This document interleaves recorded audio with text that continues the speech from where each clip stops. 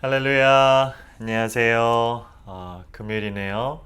오늘도 말씀을 보며 함께 말씀을 나누며 그 말씀 가운데 거하시는 그리고 힘차게 그 길을 걸어가시는 저와 우리 성도님들의 되기를 같이 기도하고 함께 말씀 보도록 하겠습니다.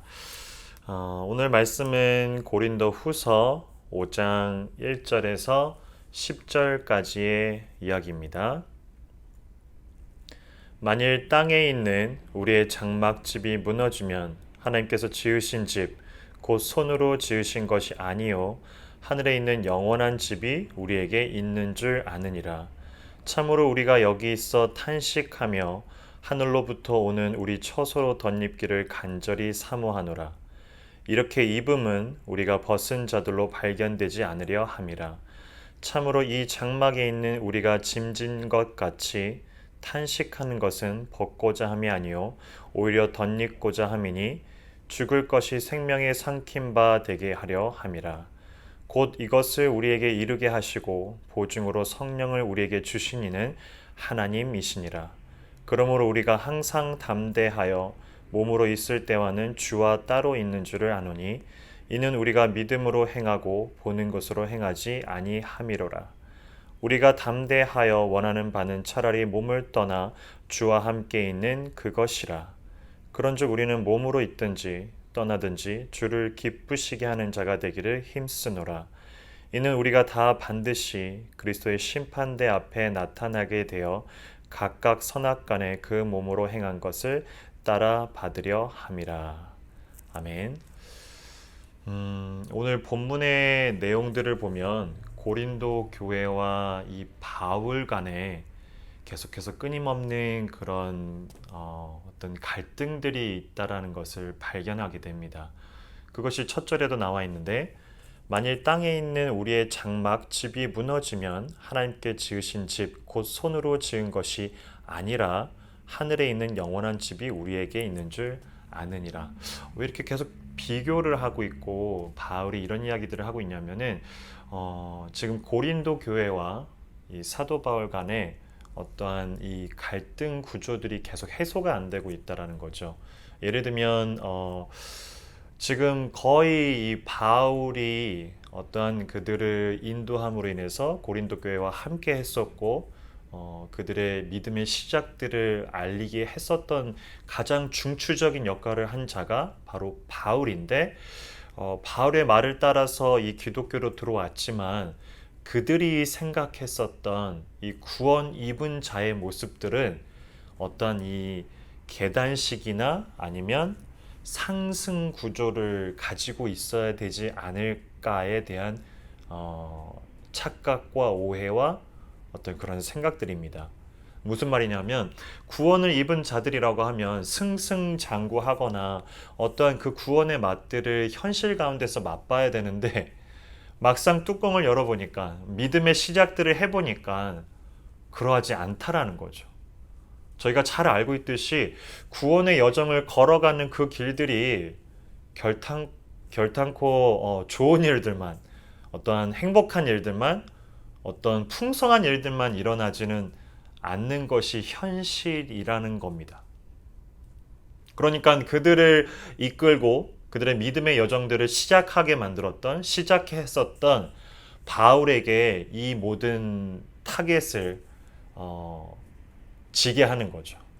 바울 너 때문에 봐라, 바울 너가 사도가 맞느냐부터 시작해서 사도 바울파, 뭐 그리스도파, 게바파 이렇게 나누는 모든 것들이 그들이 가지고 있었던 그 생각들과 어떠한 기대치와 막상 믿음의 그 신앙의 삶의 현실들은 너무나 달랐다라는 겁니다. 그러하기 때문에 바울이 이 고린도 후서를 쓸 때, 오늘은 5장을 읽었지만 그 바로 전이었던 4장 마지막 절에도 두 가지를 이제 계속 비교를 하고 있죠. 우리가 주목하는 것은 보이는 것이 아니요 보이지 않는 것이니 보이는 것은 잠깐, 보이지 않는 것은 영원합니다 라고 표현합니다. 지금 현실과 그리고 우리가 품게 되는 구원의 그런 일상들의 모습들이 어떻게 보이는지를 바울이 계속 설명을 합니다. 이 자세한 설명들을 조금 더 돌아보면 로마서 5장에도 그 모습이 나옵니다. 5장 1절부터 한번 읽어보면 다 공감을 하는 내용일 겁니다. 5장 1절에 그러므로 우리가 믿음으로 의롭다 하심을 받았으니 우리 주 예수 그리스도로 말미암아 하나님과 화평을 누리자. 또한 그로 말미암아 우리가 믿음으로 서 있는 이 은혜에 들어갔음을 얻었으며 하나님의 영광을 바라고 즐거워하느니라.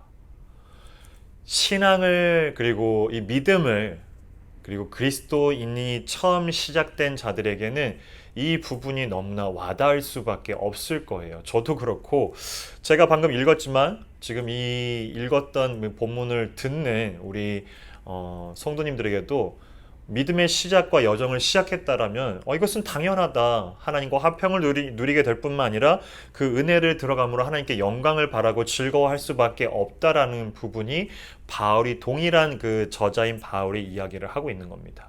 그러면 3, 4절은 어떻게 되어 있느냐? 다만 이렇게 시작합니다. 다만 이뿐 아니라 우리가 환난 중에도 즐거워하나니 이는 환난은 인내를 인내는 연단은 소망을 이루는 줄 알미로다. 와닿으신가요? 이게 1, 2절이 어떤 믿음의 여정들을 시작하고 그 기쁨을 한순간에 정말로 표현하기 쉽지 않은 몰아치는 그런 즐거움과 기쁨과 그런 풍성함들을 맛본 자들이 1, 2절 가운데 다 표현이 된다라면 3, 4절부터는 믿음의 여정의 그 길들의 이 현실들을 보게 된다라는 거죠. 현실들을. 그러하기 때문에 이 현실들이 녹록치 않다라는 겁니다. 결탄코 쉽지 않고 결탄코 그 길을 믿음의 여정들을 하나씩 밟아가는 걸 보니까 쉽지 않다라는 것을 바울이 설명해 주고 있는 겁니다. 바울을 비난하고 싶고 비방하고 싶고 바울을 어떠한 자기의 그런 믿음의 시작을 왜 만들었느냐 탓하고 싶은 자들에게는 바울의 그 고난들이 다 이유가 있는 겁니다. 거봐라. 바울이 정말로 하나님의 그런 기쁨들을 그리고 하나님의 그런 기뻐하시는 일들을 하는 자였더라면 어떻게 하나님이 저 자를 이렇게 놔두시냐라는 그런 이야기를 하고 있는 거죠. 욥의 친구들과 같고 당시의 그런 시대적인 문화 속에서는 하나님께서 어떤 원인을 제외하고 결과만 먼저 본다는 거죠. 성공했느냐, 건강했느냐, 아니면 사회적 지위와 명예가 있느냐, 너가 something 무언가를 하나님 앞에 잘했구나라는 이야기를 하는 겁니다. 참 이해가 안 되는 내용이기도 해요. 왜 그러냐면 우리가 받은 구원은 언제나 늘 그 시작들은 우리들에게 그 구원을 받을 만한 어떠한 조건도 볼 수가 없다라는 겁니다.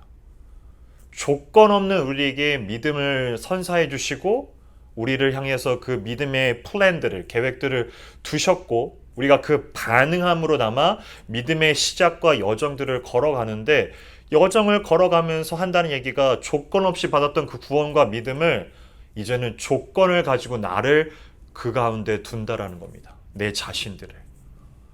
거봐라 내가 이마만큼 받을 수 있는 블레싱을 받을 수 있는 축복을 받을 수 있는 그 이유가 나로부터 비롯되지 않았느냐라는 것을 조건부로 내건다라는 것은 시작과 그 진행이 그리고 끝이 뭔가 맞지가 않는 성립이라는 거죠.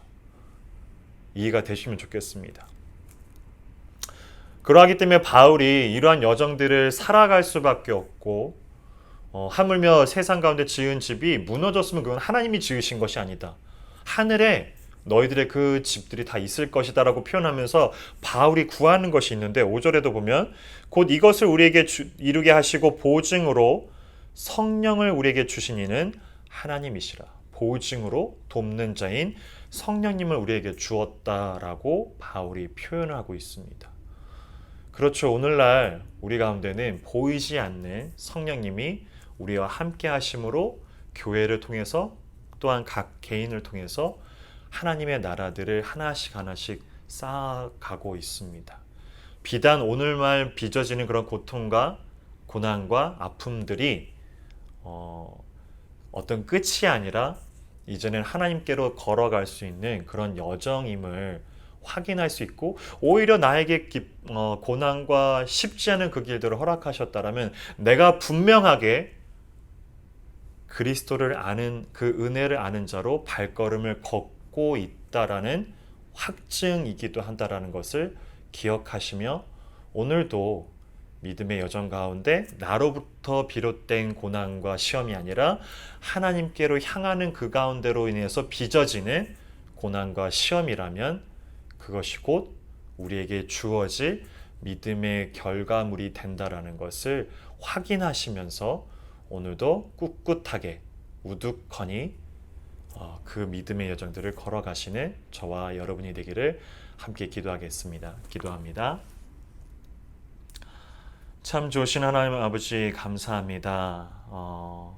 오늘을 살아가는 하나님의 은혜를 아는 자들, 세상은 우리를 그리스도인이라고 부릅니다. 왜냐하면 우리가 그리스도가 누구이며 그가 무엇을 했으며 무엇을 할 것이며 어떠한 것 가운데 우리에게 은혜로 들어왔는지를 아는 자들이기 때문에 우리를 그리스도인이라고 부릅니다. 그에 합당하게 우리의 삶들은 결탄코 순탄하지는 않습니다. 믿음의 여정을 걸어가다 보면 휘청휘청 될 때도 있고, 좌절이 될 때도 있고, 실망이 될 때도 있고, 기쁨보다는 때로는 그 슬픔이 더 가득 찰 때도 있습니다. 하지만 그 가운데 우리가 바울의 권면처럼 잊지 말아야 될 것은, 눈에 보이는 것이 아니라 눈에 보이지 않는 우리 성령님이 오늘도 우리에게 각각의 삶 속에서 일하고 계시고 운행하고 계시고 계획하고 계시고 인도하고 계심을 우리가 신뢰하며 그것을 따라 살아내가는 저와 우리 귀한 성도님들 되게 하여 주시옵소서. 믿음의 여정을 걸어가는 길, 그 길은 우리에게 무조건적으로 은혜를, 구원을, 믿음을 주신 그 하나님 앞에 걸어가는 하루하루의 그런 확증임을 확인하며 오늘도 이 믿음의 여정 가운데 비록 힘들지라도 우두커니 굳건하게 그 길을 담대하게 걸어가는 저와 우리 성도님 되게 하여 주시옵소서. 감사합니다. 예수 그리스도 이름으로 기도합니다. 아멘.